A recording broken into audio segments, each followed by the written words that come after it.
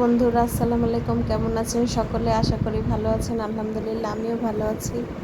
এই গরমে খেতে কিছু ইচ্ছে করে না। গরমে পানি আর কত খাবো, ভাবলাম একটু লাচ্চা বানাই।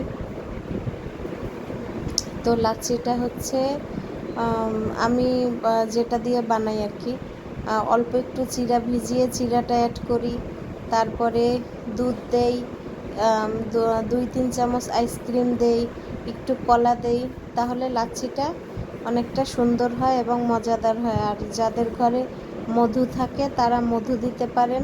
মধুটা শরীরের জন্য ভালো, এটা দিলে বাচ্চারাও খেতে পারে। চিনি জাতীয় জিনিসটা না খাওয়াই ভালো। গরমে চিনি খেলে আরও বেশি গলা শুকিয়ে যায় এবং শরীরের জন্য ক্ষতিকর।